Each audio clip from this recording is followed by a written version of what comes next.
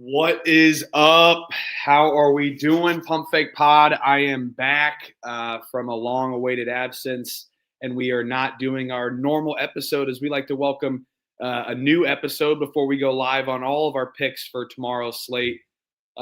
We've been talking about this in a couple futures episodes earlier in the season. We'd like to welcome Mr. Penny_Packer 710. Penny, Mike, how are we doing, my friend? Doing well. Good football Sunday, and cap it off with some college basketball and a long week of college basketball ahead of us. So that's awesome. Yeah, it was a good Sunday of some games for sure. But yeah, tough loss for my Colts. So I'll have to bear Elliott here on in about 40 minutes or so when we go live for the Pump Fake Pod Picks edition. I will recap just because I like me. I like winning. 11-3 if Middle Tennessee State cashes on the day. I am back officially. They're up 3 with about 10, 15 seconds to go. So hopefully no overtime, and we can go to 11-3, 10-3 right now. I'm sitting at fire day after no picks yesterday. I was on the road all day. You know how it is. But I'm back, and I'm going to be here all week giving out picks for all Thanksgiving. May not be live that Thursday night, but we'll see. But anywho, first and foremost, we got Mike in the house. If you know him, we had a little futures episode early in the season, shared out some futures. He shared out some betting strategies that kind of go inside the lines a little bit versus just the picks alone that we give out here in a little bit as well. Mike, what's up, man? Who are you? How can we find you? Who are you, man? Yeah, I'm just an average Joe who loves college basketball. Find me on Twitter, Penny_Packer. Got to start getting some more of my thoughts out, but about 5 years ago, got tired of losing, money deposit after deposit. So kind of looked more into the math, a little bit more analytical side of it, and probably a little bit more strategic on my betting. High volume some days, other weeks, just kind of low volume, picking my spots. I love that. And so, yeah, you can give him a follow at Penny_Packer. Going to start doing a new show here, Beyond the Box, just a little bit every once in a while, kind of discussing future strategies and just other betting strategies in general, like mentioned. But we, Mike, just out of curiosity, this is one of the best times of college basketball. I'm a big conference tournament guy. I love conference tournaments. So much passion in those games. Kids playing their heart out before they have to become enterprise employees or something, if they're not taking that next step or going overseas, wherever they have to do, but they're playing their last games. They're playing hard. But I also love these MTEs, although we've kind of seen things taken over a little bit by money in Las Vegas. What's your thought on Feast Week? I mean, how can you not like it as a college basketball fan? Is it your favorite time? Maybe even more as a hot take, even better than March Madness some of the times? Or is that too far? And Middle Tennessee State is going to cash. Come on. I think it's neck and neck with March Madness. I think that opening Thursday, Friday, I think some of the best 2 days in sports. But that's just kind of my take. It's probably a genuine neck and neck for me, but I think just having a week long of college basketball, and I think year after year, I think the product is getting better. I think everyone's going to be, their eyes are going to be on the Players era this year in Vegas. If you told me one of those teams ends up winning the national title out of those 18, I don't think you'd call me crazy.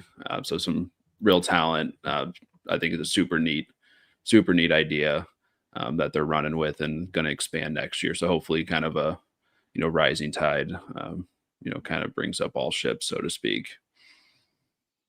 Yeah. And outside of that, we've already seen some good games and some good MTE. We're seeing one wrap up currently right now. Utah State is leading against Davidson, and that's the championship for the Shriners Children's or whatever Classic, Charleston Classic. The Shriners Children's Charleston Classic. Say that 5 times. And then you had Purdue win the Bahamas Championship pretty easily. I went 7-12 on Friday. It wasn't my best day. My worst day actually I've had, which is not bad for your worst day. But Purdue minus 3.5. That was totally free. Hall of Fame Classic. Nebraska gets it done against Kansas State in an all battle. I'm sure Elliot and them talked about that on the show while I was gone. And then High Point got it done in the Boardwalk battle, I believe, against UIC. Or no, was it Incarnate Word? I can't remember. But anyway, and then now when we saw Southern Miss beat UT Martin in the Pensacola Bay Center MTE, which was fantastic. Because I had Southern Miss money line today. But yeah, we've had some good tournaments already. We're stacking up a good amount of games as well this week. Mike, anything that you're looking at or noticing about any of the futures boards going on here on your big three of the books? In regards to Feast Week, nothing too. Numbers really haven't changed too much. Looking at DK, Player Zero, Maui, Battle for Atlantis are the only three that are populating right now. I'd like to see some others, but also perfectly content just betting individual games and letting that ride. All right, yeah. And then is there any and then also just we have tons of MTEs. Where can we even find going about betting this, or like before even games tip off and just like the future lines and whatnot? Outside of that, where can we get some futures? What can we do there? Are they even available? For futures, not too much. I don't think is going to populate, but I think this week individual games are going to populate real quick. So I'm big into like the peer-to-peer, the NoVig or ProfitX route. So definitely check out like a ProfitX, and if it's a 50-50 or a close game, if you're shopping around, usually you can hang your own line and see if someone takes the bait, so to speak. And then if you're real savvy, throw a line out on the other side and get a little baked in arbitrage for you. Yeah, no, and so when it goes to those like peer-to-peer sites, I'm pretty out of it, to be honest with you. I don't know. There's so much going on. So you're saying basically if there's no future available, let's say, as we've seen futures available for the Maui Players Era Festival, who can win it? There's some long odds that we'll go through here in a little bit, but not really any odds for futures in some of these MTEs that we've talked about, like what's coming up, the Acrisure stuff. I mean, yeah, these MTEs have kind of taken over. There's not just more just like a bracket and move on. Yeah, they're kind of just almost like round 4 to 6, 8 teams round robin books, or no one's really hanging a line, hanging lines future, so to speak. So usually I think this week I'm just going to try to gravitate to those individual games, and the night before, while kind of everyone is sleeping or everyone is finishing off the last couple games, start looking for those night games the next day that you can kind of request an order fill, so to speak. Yeah, no. So basically could you do that in a futures sense as well too, or just on a per game basis? I think just per game. I don't want to speak out of turn. I haven't really dabbled too much in the future side of it. I would like for them to do that, but I really haven't seen any of these smaller tournaments populate. I'm sure there's books out there. I'm in a state that is not legal, and I got to drive. Well, no, it really is something. I mean, for the Acrisure stuff, we got games on. Even got MTEs starting kind of during Thanksgiving, after Thanksgiving on Black Friday. So we may even be missing some. I'm sure we could be able to get like the Emerald Coast Classic or Resort World Las Vegas Classic, the Rady Children's Invitational, which we can go through. But with all these guys, with all these kind of being round robin tournaments, I think it's causing more of an issue than we expect as well. So interesting stuff there. I've enjoyed it. We got some random MTEs across all the nonsense. Like the Brown MTE they hosted. That was crazy. People are hosting MTEs at their home court, but we are also going to be discussing MTEs that are more fun and have more notoriety, which I guess we can dive on into. Let's see if I can pull this up. All right. Can you see my screen? Oh, thanks, ads. No thanks. We don't want you. No thanks. The Maui Invitational presented by Southwest, because bags can't fly free and everything else is just struggling. So I'm sure they need the marketing. We got the Maui Invitational here. Let's see. Let me pull this up better here. Sorry. Can you see that? I can't see you guys. Is it good? Seton Hall, NC State, USC, Boise State, Washington State, Chaminade, my favorite team. Is it always worth? Is it worth a sprinkle on Chaminade? Arizona State versus Texas to kick it off tomorrow. It starts up Seton Hall at 2:30 Eastern, or 2:30 Eastern, 9:30 a.m. local. Looks like we have, let's see, why is it so hard to find this shit? I hate the new interfaces. I just not my favorite on these betting apps anymore. Let's see, Feast Week 2025. Oh, we got some more populating, by the way, Mike, since we talked earlier. I've seen 2 populate now. But we got the Maui Invitational. NC State is the favorite at plus 160. Texas at plus 200, USC at plus 330, Arizona State at plus 1100, Boise State plus 1500, Seton Hall plus 2500, and Washington State plus 3500, with no one hanging a line on Chaminade. Mike, how we feeling? I mean, a lot of talk on social media about how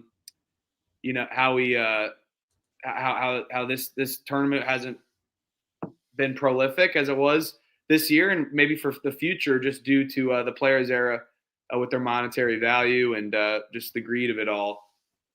But I mean, this is a classic NT. I mean, as a kid, I knew watching Maui games. I remember this Gonzaga Michigan State game that was fire. I remember watching IU win the Maui in like 02 or 03. So always fun. And we get games no matter what, double elimination, and then you have your bullshit 7th and 8th place game, 7th place game. So you're gonna play 3 games regardless, no matter what, if you're Chaminade or whoever. Any insights or what you're looking on those future odds there? Because we got some short odds and some long odds as well too. For some of these teams. Are you looking at any of those long odds to maybe try to get a hedge at all? I think maybe Boise State. I think they're going to have a tough go right off the bat with USC. I'm partial to NC State. I've been trying to get down on them, future wise, for some good hedging in the future if they make the tournament. But yeah, kind of echo what you were saying. This is definitely one of these like nostalgic tournaments for me. I love the later night tips. I think it's cool that everyone gets to play 3 games. But it might be a little, I think, front loaded with NC State, Texas, USC, kind of at a quick glance. Maybe Boise State would be my one to get some, maybe like to hedge out maybe. And I kind of, this may be a little crazy here, but I kind of want to sprinkle Washington State plus 3,500. I mean, it's to me, it's worth a sprinkle here. I mean, God, you can't, no one can read this, I don't think, but whatever. But Washington State plus 3,500. I mean, they have to play Chaminade.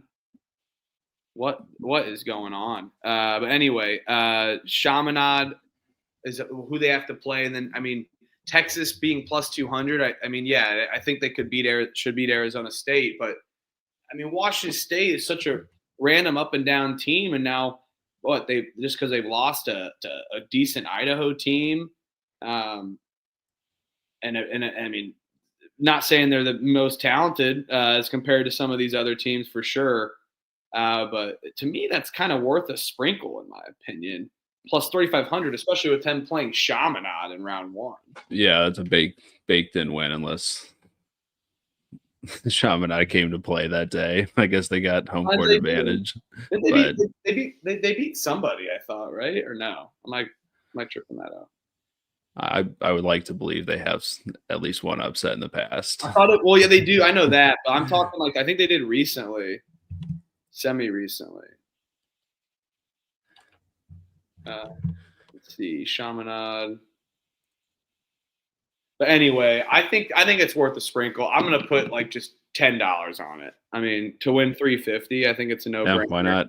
Why not? mean, and then if anything, if Washington State does get to the final game and it's NC State, I can just hedge on that and try to get some profit, or whoever goes in there, and maybe even have some any thoughts. Let's say Washington State advances at plus 3,500, and then Arizona State advances as well too. Their odds will probably go down. Yeah, that's true. Any hedge advice maybe for that as well too? I guess like the quick math for me would just be like, what's your total payout? And then like take 10 or like 15% off of that. And that's kind of what I personally have done in the past 3 years of hedging out on these large futures. So then even, if they do win, it obviously takes 10 or 15% off your total payout, but you can kind of still, keep having that roll. Your total still, rolling on.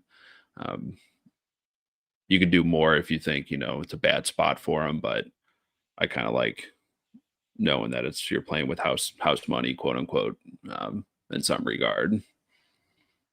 Yeah. Well, I just put $10 on it. Why not? I mean, that's awesome. Let's just see what happens, I guess, I like it. Let's see. Okay, so I just put 10 on that. And then do you have any, I mean, outside of just sprinkling, I mean, is it worth just throwing it on NC State at the heavy favorite plus 160 as well too? Yeah, I think there's in some of these tournaments like taking the heavy favorite, to call them that, even at plus 160 is not heavy, but I do think they're the best team in this tournament. I think the way they've been playing this year, to keep it rolling, I think this would be a good, not like a resume booster, but these are good wins, all heavy travel spots, so to speak, playing over the holiday. I think it's good for them to win out here. All right. And it'll be, even with like you going up against second round, to use the crystal the crystal ball. If NC State USC play, that'll be a great game. So that's a good win for them. And then if Texas wins out at the bottom half of the bracket, NC State beating Texas would be also excuse me, would be a great win. Yeah, I think all right, I'm just going to put a half unit on NC State, and then I put just a $10, so 0.1 units. Oops, there's my unit size. 0.1 units on Washington State, and then we'll see if we can get a hedge out of there. But interesting field. And Chaminade did win. They've won 8 times. Most recently, 2017 against Cal, and they beat Texas in 2012 as well too. Oh, damn. So yes, interesting stuff there. It is doable. Silver swords for sure. Yeah, we can believe. We can indeed. Yeah. And then we also have this coconut hoops going on. I don't see any odds on it, so we'll probably just have to bet per game. But that's Troy and Toledo, Belmont and St. Francis. I'm not going to give out my picks there since those games are tomorrow. But I mean, I would love to watch Belmont play Troy. But anywho, that's that. We got the Sunshine Slam starting off. The beach bracket, FAU, George Mason, Loyola Marymount, Ohio, Bethune-Cookman, Jacksonville, Stony Brook, Pacific, and the Ocean bracket. Too bad they get Baller TV while the beach bracket gets CBS Sports Network. To be honest with you, I don't think the books know what to do here, either on this one, because you have 2 different brackets, 2 different things going on. I don't know. I think that's where the books are struggling and traders are struggling to just get things figured out because they're 2 different tournaments. And since they're only like a 4 tournament, that's something that's kind of, or 4 teams in the tournament. I don't know. You know what? You catch my drift here. All right, let's go back here. Get this going. Any predictions here on the Geico Sunshine Slam? We got George Mason, Ohio, Florida Atlantic, Loyola Marymount, like I mentioned. Ohio really struggling this season. Any predictions here? I think on the Ocean side, kind of like Bethune-Cookman, they've been hanging up on my whiteboard to the left of me since the summer for them to win the SWAC. So I'm gonna keep being a fanboy for Bethune-Cookman. I think FAU coming out of the beach bracket, they seem like a kind of an ebb and flow type of team. Like you said, LMU or Ohio having kind of a rough go of it.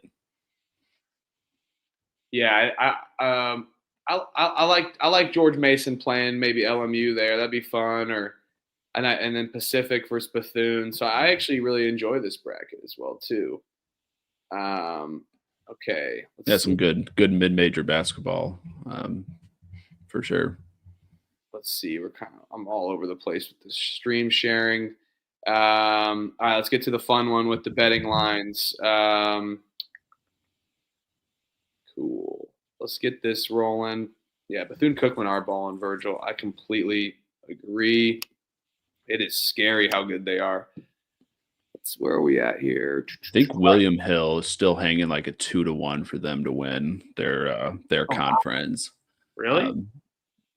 Yeah, I had a buddy. I was texting in Vegas to see if any book out there was. I can't find one where I live. So if anybody knows, shoot me a message. I'd love to find someone. I would love that. All right, so we got Players Era Festival. Teams are playing 2 games, and then I believe they come up with a bracket of 8 teams, right? Yeah, it's 2 set games, and then I guess like a results based game, or like I don't know if it's like international like soccer round robin. I'm having trouble like figuring out. Obviously, all these teams are going to play 2 days, but I don't understand like if a mini bracket comes out of this based on your 2-game outcome plus your point differential or something like that. Yeah, so how it's going to work is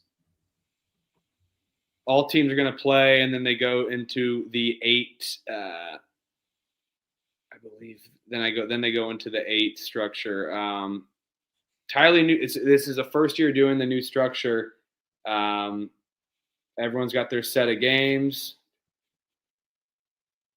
And then there'll be 8 consolation games.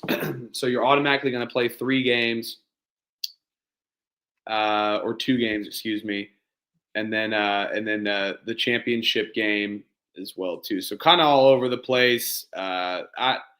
I don't know about this. I mean, everyone loves it. I know they're bringing this is going to be great games. I'm not mad about the games, but just give me a standard bracket at this point. But the odds are pretty crazy here. And we got 2 these set of games set up. So I'll be going into the Pump Fake Pod to select these games here in about 15 to 30 minutes. You know, we're never the most punctual, but we like the suspense for 5 to 10 minutes. But some great games tomorrow. So you got to really be banking on these matchups that are going on. But Houston, the favorite at plus 330, Gonzaga plus 450, Tennessee at plus 650, Iowa State 700, Michigan in the same boat, Alabama 10-1, St. John's 12-1, Kansas 13-1, Baylor 19-1, Auburn 28-1, San Diego State plus 3,500, Oregon 50-1, Notre Dame as well 50-1, Maryland 90-1, Creighton, Syracuse, Rutgers, UNLV in the 200-1 category, by the way. So massive odds, a lot of betting odds for this tournament. How are you going to tackle such a heavy tournament with so much variance and volatility almost with kind of how the seeding works? Yeah, I'm looking at it that you obviously have to win both games. So any of these teams, like, you can just check off if you think they're not going to win 2 games. So I kind of come down to, I think there's value on St. John's at 12-1. I think them, you guys can dive more into this game, but I think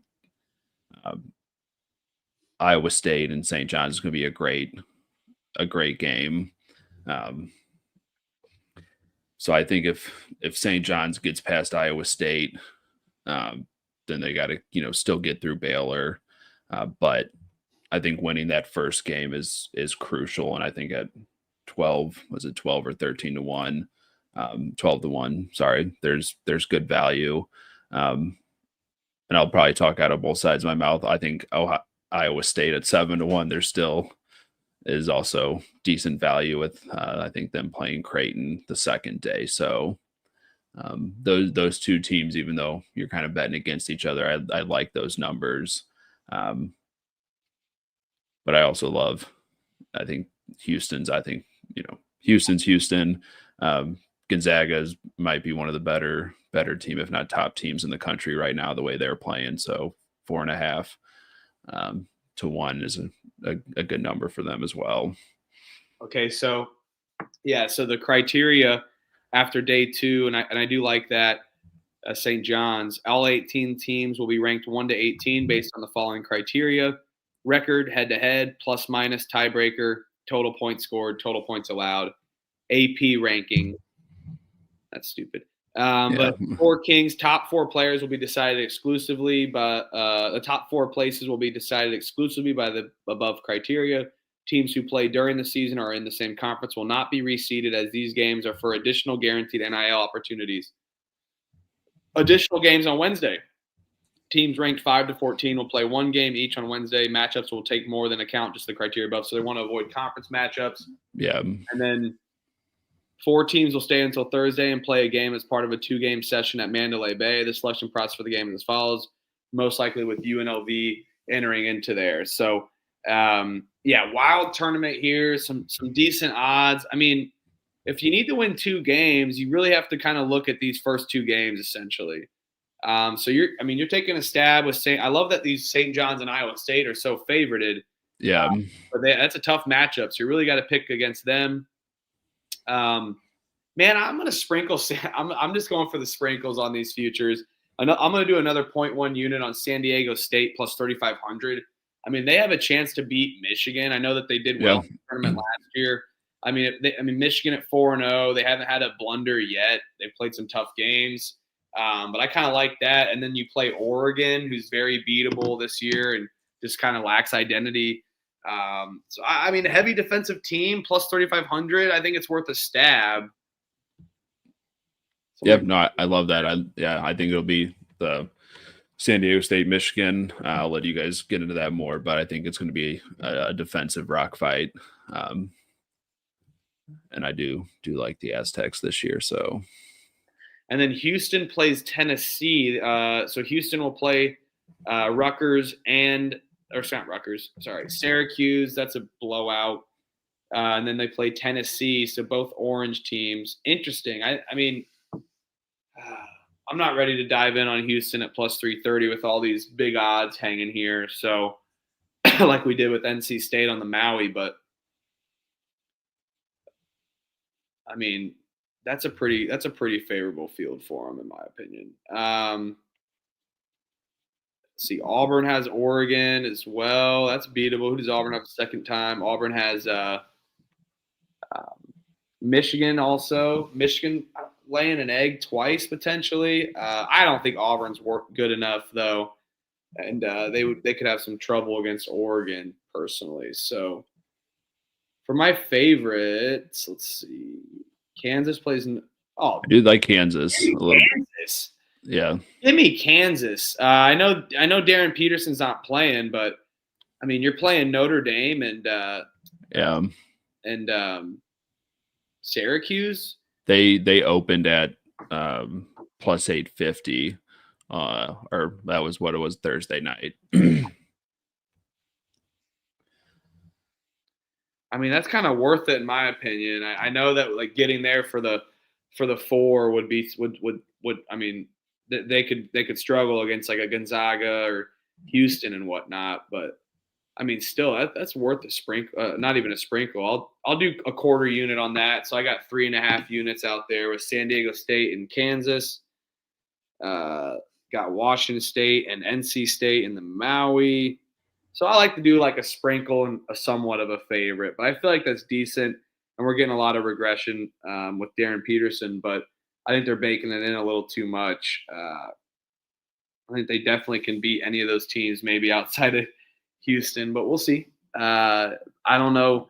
So if Houston and Kansas play, they both make the 4 Kings, it's just kind of how it has to be, I guess, right? Conference game. So I know they're trying to avoid those for the Players Era Festival. Any final thoughts here on the big tournament? Any other stabs kind of worth stabbing for? Or? No, you touched my KU was my other one that I was looking at. That's pretty much it.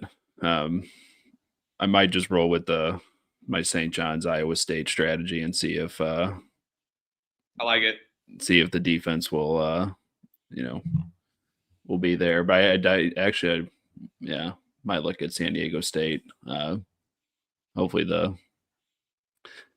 I think their defense is legit. And I don't know if I see Michigan laying 2 eggs in a row. That one's tough, but I mean they certainly could. Let's see where we're at here. All right, so that's it for the Players Era there. We got a couple favorites. We'll be talking heavy on that in the Pump Fake Pod here in just a few moments. Let's see. All right, we got one more bettable opening odds that I have here, which is just crazy to me. I don't know why they do it this way. Let's see. We got the Battle for Atlantis open as well too. Always a fun one. Oh God, I should have accepted. No accepting cookie. Oh God, Sorry, everyone. Yes, I know you want me to come to your tournament. Man, I just wanted to see the bracket. What the hell? What the hell are we? What are we doing here? Marriott, we don't need you right now. All right, let's stop sharing. Sorry about that, everyone. Let's see here. There we go. Holy cow. That was a lot of advertisements. Thanks, Atlantis. All right. There we go. Share that. And bring it to stage. Battle for Atlantis. We got Vanderbilt, Western Kentucky, VCU, South Florida, Colorado State, Virginia Tech, and Wichita State, St. Mary's. Vanderbilt, the favorite at -120.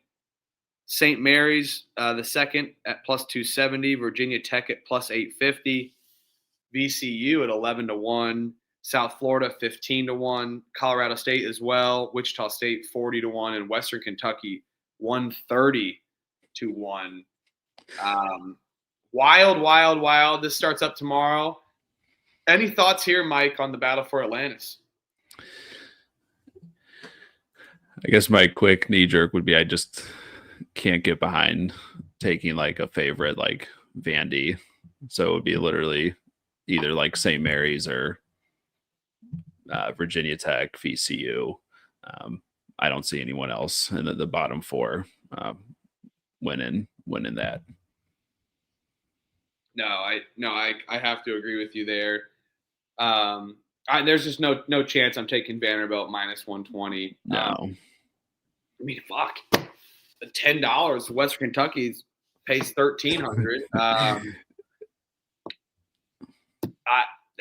Do they have a chance at all? I mean, really, I think South Florida. I like South Florida. I mean, that VCU matchup's enticing. I think for that strategy alone, it's worth maybe waiting to see who wins that game, and then the futures odds should still be available. And with how baked in Vanderbilt is, their odds it'll go down a little bit, but I don't foresee it going down much if the books are hanging for Vanderbilt -120 currently, and if they advance, I'd expect it to be decent odds there. I do like that Virginia Tech play as well. They've been playing some good basketball, but I like St. Mary's +270. I'll go ahead and put a quarter unit on that as well too. St. Mary's +270 to win the Atlantis. And what the hell? Fuck it. Put 10 on Western Kentucky. Whatever. Fuck it. Just for the shits and gigs. Bet responsibly, everyone. But 101, whatever. Hope they can get an upset here. And then we get some hedging opportunities for sure. So Battle for Atlantis. We'll go over all those games here momentarily, but not quite because this one isn't till November 26th. So I believe that's or is that Wednesday? Is that Wednesday? It kicks off Wednesday. Wednesday, yep.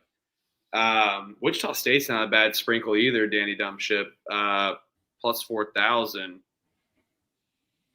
I like that play as well too. I think that they're a viable candidate. And that should be a fun matchup against St. Mary's. So if they get by St. Mary's, which they could, even with St. Mary's defense, it's definitely worth a stab there at 40-1. So, Mike, on these kind of like tournaments and whatnot, and as we get closer towards tournament play, let's walking me through some hedging strategies, I guess, and how we can kind of hedge maybe some of these longer odds and also hedging even the heavy favorite odds in these type of tournaments.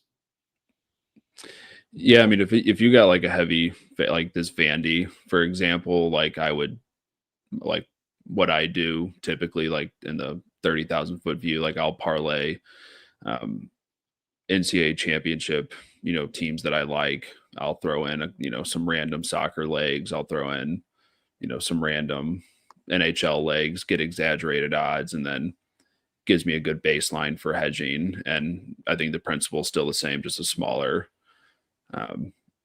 smaller field. So like with Vandy, maybe, throwing a parlay with, maybe the football game on Thursday night or Monday Night Football, throwing like an anytime touchdown score, try to get Vandy at like plus money. And then, kind of go from there.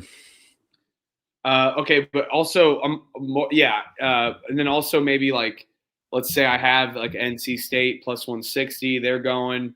How can I hedge that, I guess, on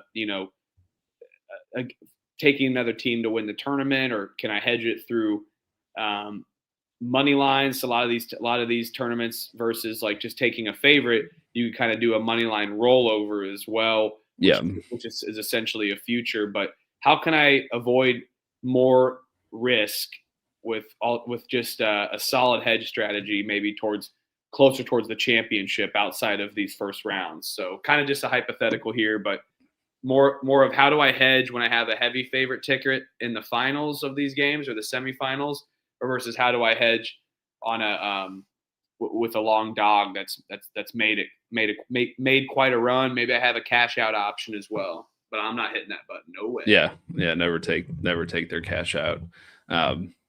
Yeah, on those opportunities, like if it's a long shot, you'll obviously have like a finite amount that you're going to win. And kind of like what I was mentioning earlier, you can allocate 10, 15, 20% of that and, bet against them, come that final game. Or if they just have a real unfavorable matchup that you don't like, maybe in like the second round or third round or what have you, maybe drop that down to like, 5 or 10%. So at least you're going to profit something. It's not going to be the whole nut, but that will give you an opportunity, especially on the longer odds where you have like a bigger baseline of money to play with. When it comes to like NC State at plus 160, like unless you put multiple units down or like a substantial amount of money, your margin for hedging is still there because it's at plus money, but you're going to really heavily rely on whoever NC State is playing in the finals to be a dog in some capacity. So at least you're getting plus money on that other side as well. It's great. I mean, I love when it's more comfortable. I think it used to be a lot easier. The books have gotten a little more sly versus the early pre-COVID days when they first got launched legally. They've gotten a little more sly with some of those strategies, but they're still out there. Those opportunities are out there. You just got to kind of roll the dice a little bit. But yeah, Mike, Pump Fake Pod, Beyond the Box, episode 1. How are we doing? What do we got? Any final thoughts here before we get out of here? No, just enjoy the week of basketball that's ahead of us. Spend time with your family, and you can sprinkle in some football as well on Thursday, Friday. So it's kind of the best mashing of the sports world, especially if you're off, on Friday. Hey, Mike B, welcome back. Yeah, I'm back. I went 11-3, so you can kiss my fucking left testicle and you can fuck right off. I'll just get out of this freaking comment section. But we welcome haters as well too. But yeah, 11-3, must fade if you want money. 11-3, tough day. But yeah, Beyond the Box, episode 1. We got everyone in the chat hyped up for Feast Week, like Mike said. You can find Mike at Penny_Packer. Forget the 710. You can find Penny_Packer on Twitter, right? Is where we can find you. Yep. Yeah. I don't tweet a whole lot. I need to probably do it more. Usually just call teams that I lose on. I'll just give them the slapdick of the day award and move on. But need to get out there more. Yeah, and we'll be getting out there. You'll be launching some Twitter Spaces or X Spaces as well. Yeah. So got some more episodes cooking in the books, and we'll be live here on the Pump Fake Pod just about 5 to 10 minutes after this show. So thanks everyone, and for tuning in, and have a great Feast Week. See you soon.